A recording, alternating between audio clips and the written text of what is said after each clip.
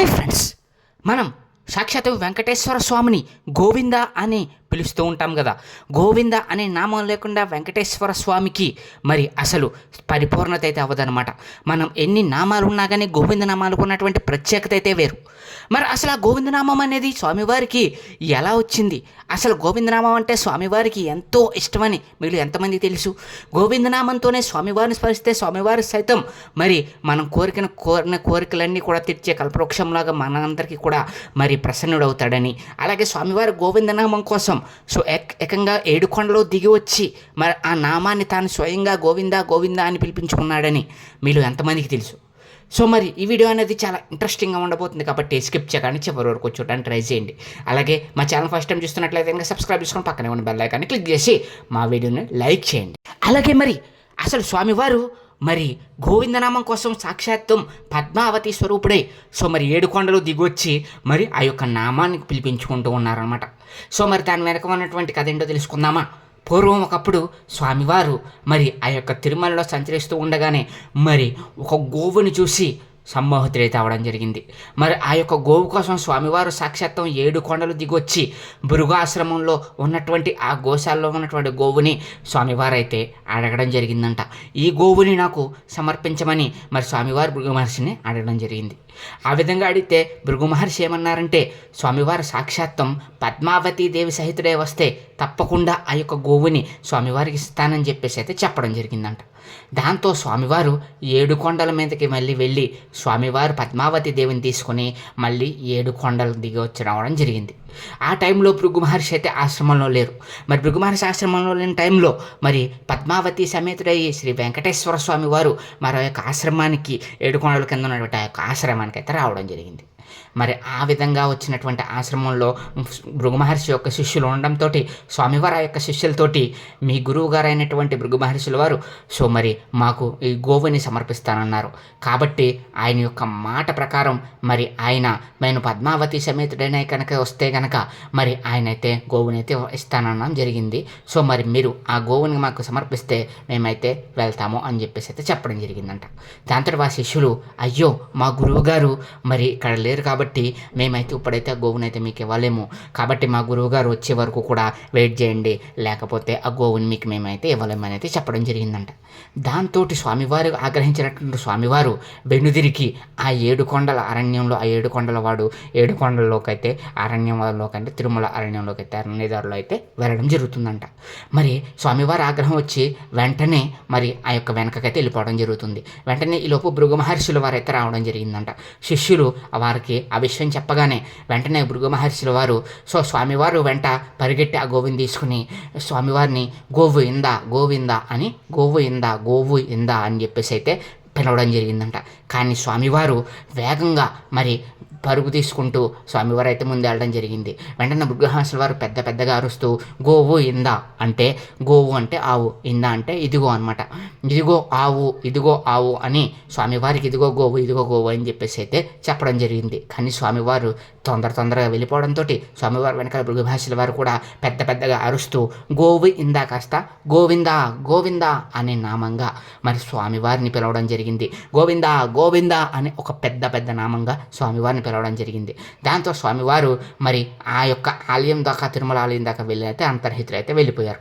మరి ఆ విధంగా స్వామివారికి ఎంతో ఇష్టమైనటువంటి ఆ యొక్క గోవిందనామం అయితే స్వామివారికి ఈ విధంగా మరి అయితే రావడం జరిగింది.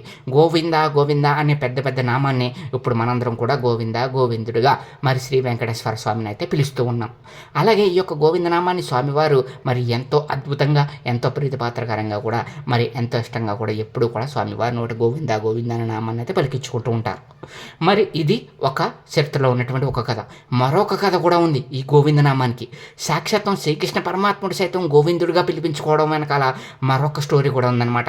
సాక్షాత్తం శ్రీకృష్ణ పరమాత్ముడు కూడా గోవింద అనే నామం అనేది ఎంతో ప్రీతిపాత్రకరంగా అసలు ఆ గోవిందనామం మరి శ్రీకృష్ణ పరమాత్ముడు వారికి ఎలా వచ్చింది అనే దాని గురించి కూడా ఇప్పుడు మనం మరొక కథను కూడా శ్రీకృష్ణ పరమాత్మ అవతారంలో వచ్చినట్టు మరొక కథను కూడా మనం తెలిసేసుకుందాం. ఒకసారి శ్రీకృష్ణ పరమాత్మ సో మరి గోపాలులు అందరూ కూడా మరి బృందావనంలో వర్షాలు పడక ఎంతోమంది కరువులతో బాధపడుతూ ఉన్నారు. మరి అప్పుడు మరి అక్కడ ఉన్నటువంటి ప్రజలందరూ కూడా సో మరి ఇంద్రుడిని పూజిస్తే వర్షం కురుస్తుందని చెప్పేసి మరి ఆ యొక్క ఇంద్రుడిని పూజిద్దామని అనుకున్నారు. వెంటనే శ్రీకృష్ణుల వారు ఇంద్రుడిని ఎందుకు పూజించడం, మీకు పాడి పంటలు ఇచ్చేటువంటి ఆ గోవుని పూజిస్తే మీకు వర్షాలు పడతాయి, అంత మంచి జరుగుతుంది అయితే చెప్పడం జరిగింది. దీంతో మరి ఇంద్రుడిని పూజించకుండా వాళ్ళందరూ కూడా గోపాలరు అందరూ కూడా ప్రజలందరూ కూడా గోవుని పూజించడం జరిగింది. మరి ఆ విధంగా గోవుని పూజించడం వల్ల మరి ఇంద్రుడికి ఎంతో కోపం వచ్చిందనమాట. మరి నన్ను కాదని గోవుని పూజిస్తారా, మరి మీకు ఎలాగైనా సరే తగిన శాస్తి చేస్తానని చెప్పేసి భూమండలం అంతా కూడా వ్యాపించే విధంగా అల్లకల్లోలం చేసేలాగా కుంభవృష్టి వర్షాన్ని అయితే కురిపించడం జరిగింది ఇంద్రుడు. మరి ఆ విధంగా ఇంద్రుడు వర్షం కురిపిస్తూ ఉంటే ఆ వర్షానికి ఎన్నో గోవులు చెల్లాచెదురైనాయి. జీవనం మొత్తం కూడా మానవులందరూ కూడా ఆ యొక్క వర్షం దాటికి తట్టుకోలేక మరి ఎన్నో ఇబ్బందులు పడుతూ ఎన్నో విధాలుగా బాధపడుతూ ఉన్నారు. ఈ ఉరుములు మెరుపులతో కూడినటువంటి ఆ యొక్క వాణ్ణి ఇంద్రుడు మరి భీకరంగా కురిపిస్తూ ఉన్నాడు. దాంతో మరి శ్రీకృష్ణ పరమాత్ముల వారికి ఒక ఆలోచన వచ్చి ఆ యొక్క ఇంద్రుడికి బుద్ధి చెప్పాలనే ఉద్దేశంతో స్వామివారు గోవర్ధనగిరి పర్వతాన్ని అక్కడ ఉన్నటువంటి గోవర్ధనగిరిని చిటికిన వేలి మీద లేపి ఆ యొక్క గోవర్ధనగిరి కిందకి ప్రజలను అందరినీ రమ్మని అయితే చెప్పడం జరిగింది. దీంతో పశుపక్షాదులు మానవులు అందరూ కూడా ఆ యొక్క గోవర్ధనగిరి యొక్క కిందకు వచ్చి ఆ యొక్క వర్షానికి తట్టుకునే విధంగా నిలబడడం జరిగింది. ఇంకా ఇంద్రుడికి మరింత కోపం వచ్చి మరింతగా వేగంగా గాలులు అలాగే వర్షాన్ని కురిపించడం జరిగింది. కానీ ఏ ఒక్కరికి కూడా ఏమీ కాకుండా ప్రజలందరూ కూడా సురక్షితంగా ఉండేలాగా గోవర్ధనగిరి దారైనటువంటి శ్రీకృష్ణ పరమాత్మ తన యొక్క గోవర్ధనగిరితోటి కిందకి తెచ్చి అందరినీ కూడా రక్షించడం జరిగింది. దీంతో మరి గోవిందుడి ఆ యొక్క శ్రీకృష్ణ పరమాత్మ మామూలు వ్యక్తి కాదని సాక్షాత్వం ఆ యొక్క విష్ణుమూర్తి అవతారమే అని తెలుసుకున్నటువంటి మరి ఆ యొక్క ఇంద్రుడు మరి కిందకి దిగి వచ్చి మరి స్వామివారికి నమస్కారం చేసి మరి ఆ యొక్క గోవర్ధన గిరిదారుడికి నమస్కారం చేసి తన తప్పు మన్నించమని అడిగి ప్రార్థించమని చెప్పి మరి వెళ్ళడం జరిగింది. అప్పుడు ఇంద్రుల వారు మీరు ఈ గోవర్ధనగిరిని ఎత్తడంతో మీకు గోవర్ధనగిరిదారు అనే నామాన్ని కూడా ఇస్తున్నామని అయితే చెప్పడం జరిగింది. దీంతో శ్రీకృష్ణ పరమాత్మను గోవర్ధనగిరిదారి అనేటువంటి ఆ యొక్క నామాన్ని రావడం జరిగింది కదా. మరి గోవర్ధనగిరిని ఎత్తిన తర్వాత మరి అందరూ కూడా మరి స్వామివారిని ఎంతగానో అభినందించడం జరిగింది. మరి ఆ విధంగా అభినందించడంతో అక్కడ ఉన్నటువంటి గోవులు మరి ఆ యొక్క స్వామివారికి గోక్షీరాన్ని అయితే సమర్పించడం జరిగింది. మరి అప్పటి నుంచే స్వామివారిని గోవిందుడుగా మరి శ్రీ కృష్ణ పరమాత్ముడికి గోవింద అనే నామాన్ని కూడా అక్కడి నుంచి అయితే రావడం జరిగింది. మరి అంతమంది గోవులు అన్నిటినీ కూడా కాపాడి గోవర్ధన పర్వతాన్ని మరి చిటిన వేలతోటి ఎత్తి మరి అంతమంది గోవుల సమూహాన్ని కాపాడినందుకు గోవులు అందరూ కూడా మరి స్వామివారిని గోవింద అనే నామంతో అయితే పలకరించడం జరిగింది. ఆ నామాన్ని శ్రీకృష్ణ పరమాత్మల వారికి కూడా మరి అంకితం చేయడం జరిగింది.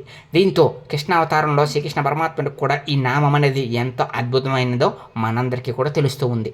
ఈ విధంగా శ్రీకృష్ణ పరమాత్మల వారికి గోవింద నామాన్ని సార్థకతమైనటువంటి గోవర్ధన గిరిదారి యొక్క మరి ఈ యొక్క కథ అనేది ఎంతో అద్భుతంగా ఉంది కదా. సో మరి అదేవిధంగా శ్రీ వెంకటేశ్వర స్వామి వారికి కూడా గోవిందనామాన్ని మనందరం కూడా చెప్తూ ఉన్నాం. ఈ విధంగా 2 సార్లు గోవిందుడి యొక్క నామాన్ని కృష్ణావతారంలోనూ అలాగే మరి గోవిందుడి యొక్క శ్రీ వెంకటేశ్వర స్వామి అవతారంలోని స్వామివారిని మనం గోవిందుడిగా పూజించుకుంటూ ఉంటే వెంకటేశ్వర స్వామికి ప్రసన్నుడవుతాడు. అలాగే శ్రీకృష్ణ పరమాత్మ కూడా మనందరికీ కూడా ప్రసన్నమయ్యి మరి మనందరం కూడా చేసేటువంటి ఆ యొక్క నామస్మరణకి ఎంతో శక్తి అయితే వస్తుందన్నమాట. మరి ఇది ఫ్రెండ్స్ ఈరోజు మన వీడియో. ఈ వీడియో కనుక మీకు నచ్చినట్లయితే మా ఛానల్ సబ్స్క్రైబ్ చేసుకుని పక్కన ఉన్న బెల్ ఐకాన్ని క్లిక్ చేసేయండి. మీకు మరిన్ని ఇలాంటి ఇంట్రెస్టింగ్ వీడియోస్ కావాలనుకుంటే కనుక మా ఛానల్కి సపోర్ట్ చేసి మా ఛానల్ అయితే ఫాలో అవుతూ ఉండండి. Thank you friends, thank you so much.